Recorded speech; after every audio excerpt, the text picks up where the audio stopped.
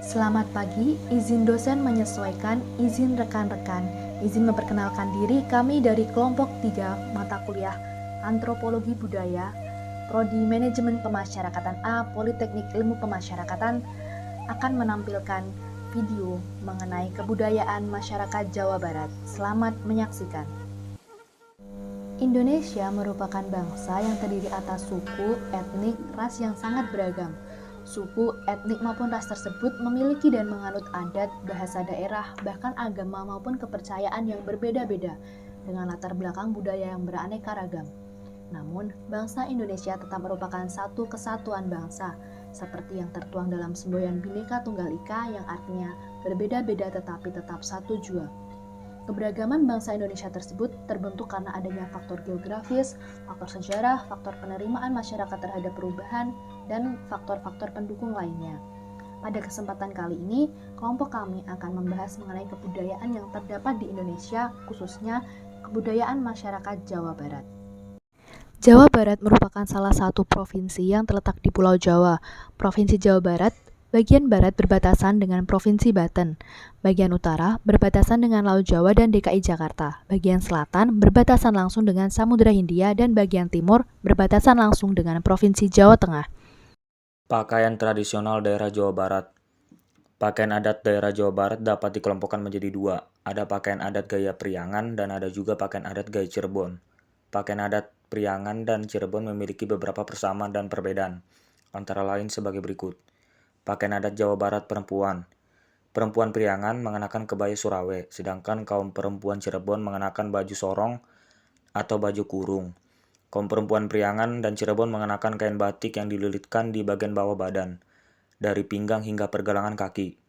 Kaum perempuan Priangan dan Cirebon dari golongan rakyat mengenakan perlengkapan pakaian berupa gelang emas atau perak, gelang bahar, sueng pelenis emas atau perak, ali meneng, dan sandal selop atau kelom. Sedangkan kaum wanita bangsawan Priangan dan Cirebon mengenakan perlengkapan pakaian berupa kalung emas, gelang emas, giwang emas, serta selop dengan hiasan manik-manik di bagian ujungnya. Dan pakaian adat Jawa Barat laki-laki.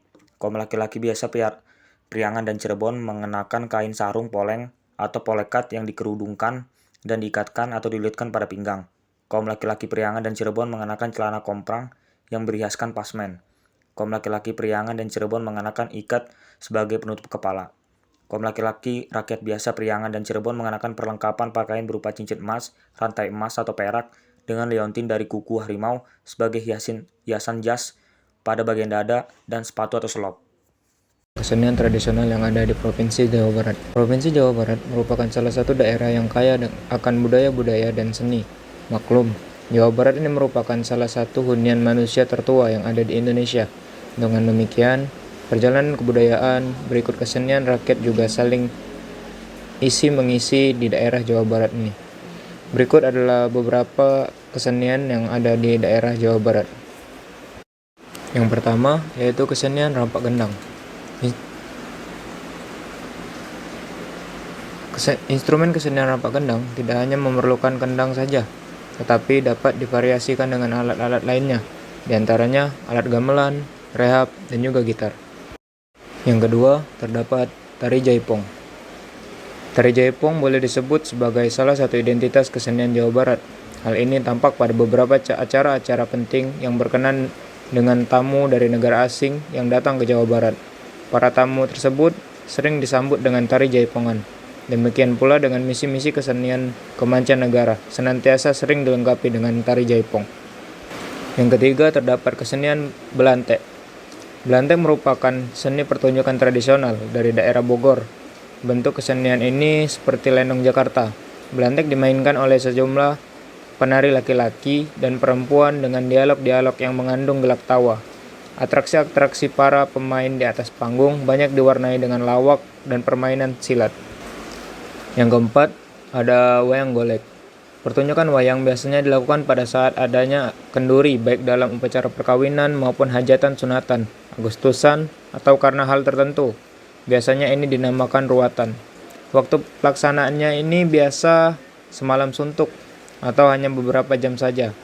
Isi ceritanya ada yang menganut prinsip galur, diambil secara utuh berdasarkan cerita Ramayana dan Mahabharata, dan ada yang menggunakan prinsip sempelan atau mengambil bagian-bagian tertentu yang biasanya menarik penonton, seperti peperangan atau dialog humor. Jawa Barat kaya akan sebuah tradisi atau kebiasaan adat yang merupakan warisan dari nenek moyang. Terdapat sebuah persamaan antara bentuk upacara adat yang ada di Jawa Barat, Jawa Tengah, maupun Jawa Timur.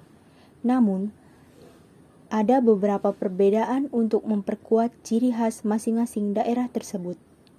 Berikut adalah nama-nama upacara yang ada di Jawa Barat. Yang pertama, ada pesta laut, yaitu tempat yang sering dilakukan seperti di Pangandaran maupun daerah-daerah pesisir lainnya di Jawa Barat. Perahu-perahu nelayan yang mengangkut sajen dihiasi aksesoris warna-warni pada saat pelaksanaannya. Yang kedua ada ngalaksa. Upacara ini lazim ditemui di daerah Rancakalong, Sumedang. Upacara ini dilakukan dengan membawa padi ke lumbung dan memakai baju rengkong. Yang ketiga, ruatan bumi. Upacara ruatan bumi ini dilaksanakan setiap bulan Februari di Kabupaten Subang. Yang keempat, ngalungsur pusaka. Upacara ini dilakukan di Garut. Upacara adat membasuh pusaka ini dipimpin oleh seorang juru kunci. Yang kelima, ngunjung. Upacara ngunjung atau munjung ini termasuk upacara adat Provinsi Jawa Barat yang biasanya dilakukan oleh masyarakat yang ada di daerah Indramayu, Cirebon, dan sekitarnya. Yang keenam, bubur syura. Kebiasaan yang ditingkatkan dengan Dewi Kesuburan, yaitu Nyi Pohaci Sanghyang Sri. Keyakinan masyarakat bahwa upacara adat ini bisa mendatangkan kesejahteraan dan ketentraman. Yang ketujuh, ngirap atau rebo wekesan. Masyarakat di Cirebon biasanya melakukan upacara ini yang merupakan kebiasaan dilakukan di hari Rabu Minggu terakhir di bulan Safar. Yang kedelapan, nyalawean. Kebiasaan ini dilakukan di Cirebon. Upacara ini biasanya berlangsung selama 5 hari dan acaranya dilaksanakan 12 hari setelah acara peringatan di Keraton Cirebon. Yang kesembilan, Seren Tahun. Upacara ini ditemui di Sukabumi. Upacara Seren Tahun ini ialah sebuah upacara yang intinya mengangkut padi dari sawah ke lumbung dengan menggunakan rengkong. Yang ke-10, ngarot. Kebiasaan Indramayu yang dilaksanakan saat musim tanam dimulai atau musim penghujan dengan mengadakan arak-arakan ke arah balai desa. Yang ke-11, sepitan atau hitanan. Upacara hitanan dilakukan pada anak laki-laki berdasarkan kepercayaan Islam, karena sudah menjadi kewajiban dalam agama Islam.